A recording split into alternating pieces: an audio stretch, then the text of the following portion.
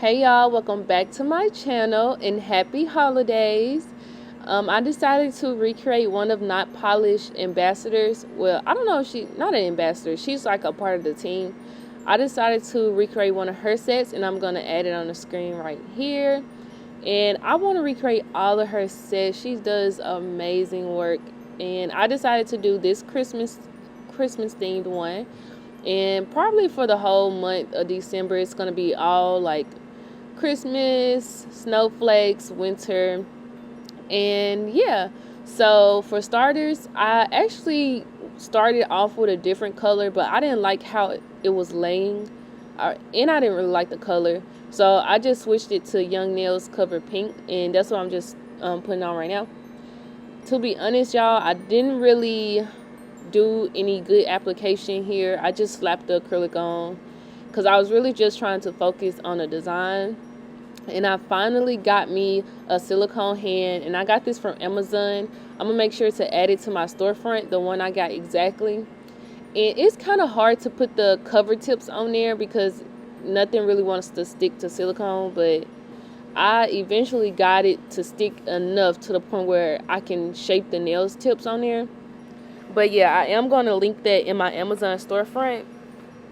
Another thing I want to update you guys on my shaping and liquid to powder ratio video.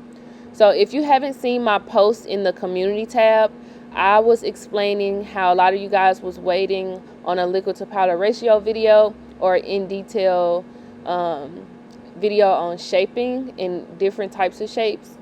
I actually teach those in my classes, so that's why I didn't really do a video on it, but I will have the videos available to purchase soon. How I'm doing it is editing them like a YouTube video, but it'll all be in real time. So like we're talking face to face. And I'm going to edit it like how I edit my other videos, zoom in on the important parts and add text if I need to. And of course, I'm going to explain throughout the whole video. Yeah, so those two videos will be available for purchase. It's not available yet because I haven't finished editing both of them. Hopefully, I can get both of them done before the end of the week. And what I'm going to do is leave a link in my bio, not the bio, description box on how to purchase. It's probably going to be one of the first ones. So look out for that. And I will make another post on my community tab once I'm done with them. But I just had to announce that. So if you're wondering why I haven't did a in-depth shaping video and a liquid to powder ratio video, that's why. Because I know a lot of you guys were asking about that. And yeah, I think that's pretty much all I had to go over. So this part, I honestly, y'all, don't take no tutorial from this application because I literally was just slapping it on there. But I'll come back when I'm ready for the design.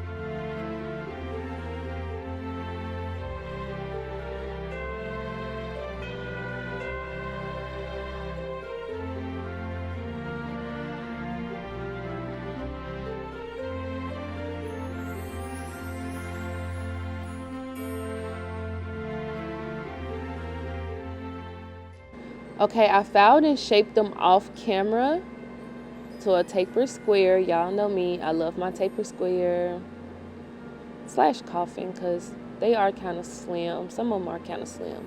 So let me tell y'all, flames are so hard for me to draw. I don't know why. My hands just be shaking so bad, and I have to sit down and really study flames. Even though they're so simple, it's like a couple swirls, that's it, and connect them and fill it in. Girl, I think I just be overthinking it. I definitely be overthinking it. Like the first one I did right here came out so good, but towards the end I just started, I don't know. And then the side flames, like right here, are always hard for me to do too. I feel like they look just so awkward. But oh man, I'm using my A Galore brush, my 25 millimeter that just came in the mail, because y'all know I normally use that long striper brush with the red handle. I really like that brush. I really like both of them. The only thing with this brush, the bristles aren't, the bristles are long, but it's not as long as the brush I'm used to using. So it kind of threw me off a little bit, because I felt like with this brush I actually had to move my hand and I actually had to draw. Whereas with my other brush, I can just lay it down and it'll do all the work for me. I should have switched. I should have switched to see how I felt about it with the other brush, but it was a new brush and I just wanted to use it. But I still do like it though. And for this red, I mixed two red D&D polishes together. I think I mixed raspberry and red Ferrari, I think, together to get a deeper red tone, because I didn't have one on its own. It was either like too dark to the point where it was just burgundy. So I decided to just mix them. And before I drew on my flames, I actually did put a layer of matte top coat on first, so that the surface can be smooth for when I'm drawing. I don't want any scratches to mess up the flames or anything. Because y'all know, if you don't do it and you still have like some scratches in the nail, which is good for gel polish because that's how gel polish sticks to the nail. But it makes the polish flatten out if you're using polish, and especially D&D. D&D is like the cheapest polish ever, and it's terrible quality. But I used that one, and I just made sure to do the matte before, because I just knew if I didn't, the polish was going to spread outside the flames, and it was just going to be horrible. But after a while, I did get used to doing the flames, but my hands started shaking. My hands started shaking too bad, and I just did the best that I could.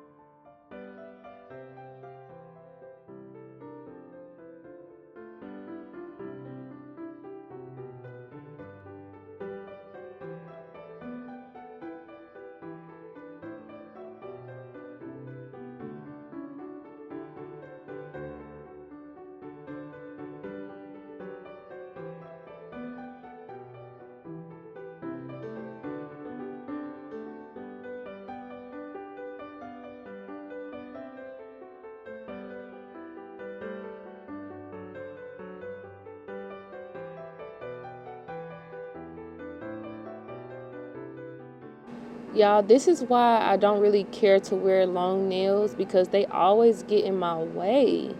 Even though these are super cute, I actually did some acrylic press-ons, so these I'm able to just pop right off. But child, they just get in the way too much. And with the way that I like to shape my nails and file, I like to grab the nail tip, and if my nails are too long, I can't really grab it for real. So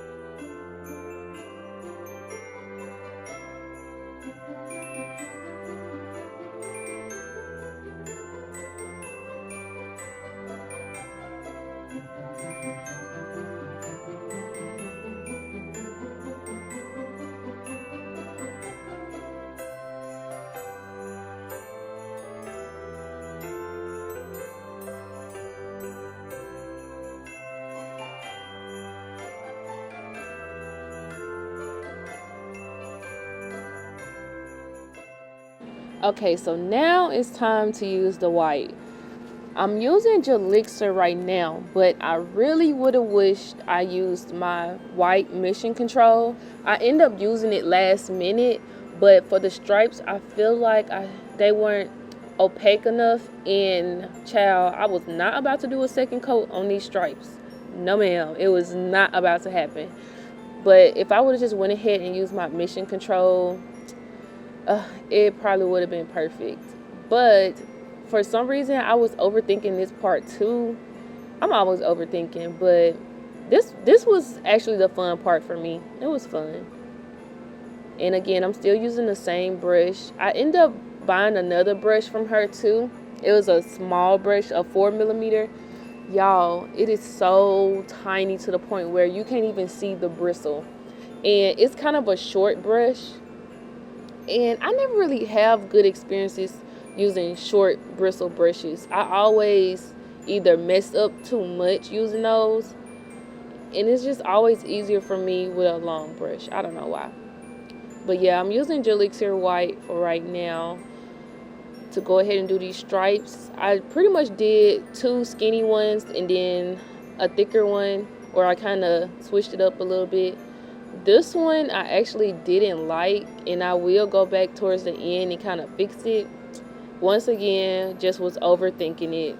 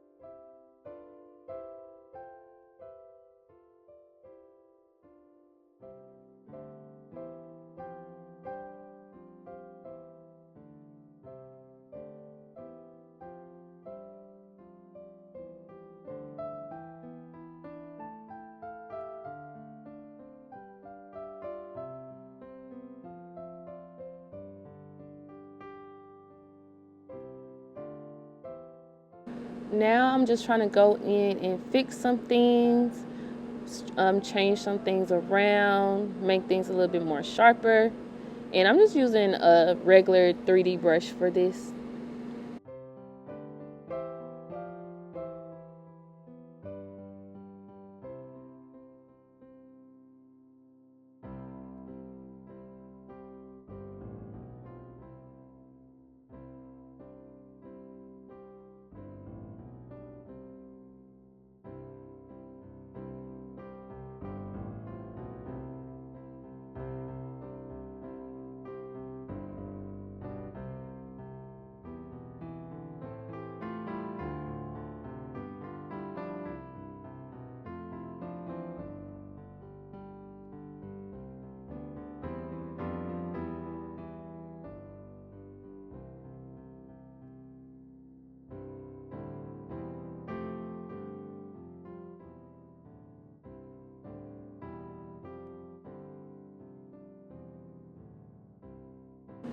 This was when I realized I had my mission control, and mission control is very thick and it helps the polish stay where you want to put it. It's pretty much like paint, to be honest. And then when I put it on my paint palette, or when I was just looking at both of them side by side, I realized that the mission control was white and the Gelixir was off white. And it's so weird seeing that because I always thought Gelixir was the brightest white I've ever used, ever. And then when I was looking at them side by side, I'm like, whoa, Gelixir is not that white compared to this mission control. So that's why I was like, I probably should have used it for the stripes. But it still came out good because Gelixir is still very, very white. But compared to the mission control, it's undefeated.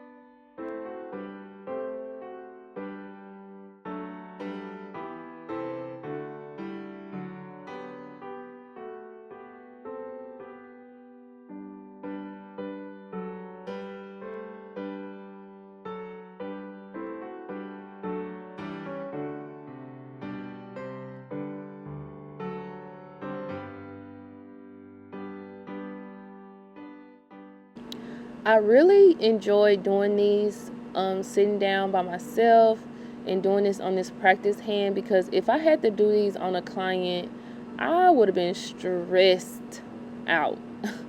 And we probably would have been sitting here forever, because on this practice hand, I just did 4 fingers and that took a lot already out of me. If I had to do these on a client, baby, that was going to have to be my only client for the day, because I'm going home after this. I gotta go home because that shit stressed me out.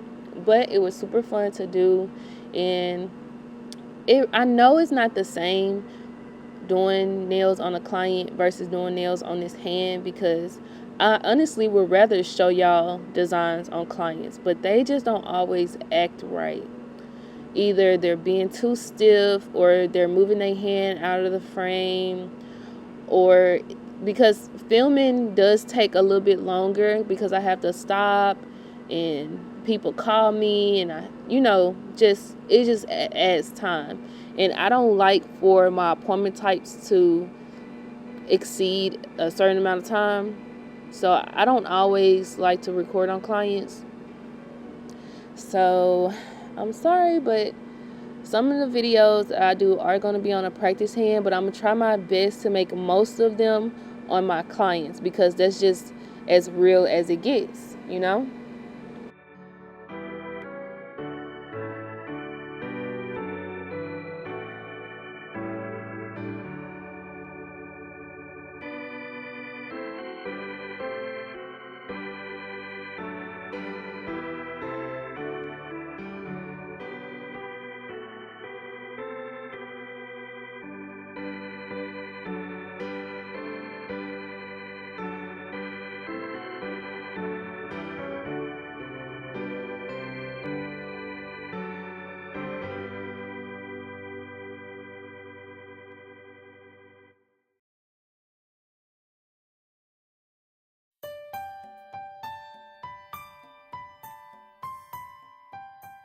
Okay, I learned my mistake from last time and I read the comments of the video where I used my matte polish on the bandana set, and I wiped the nails clean first before I put the matte top coat on, because in that video it smeared my design very bad if I didn't wipe them off. So now I wiped them off and it didn't smear my design at all.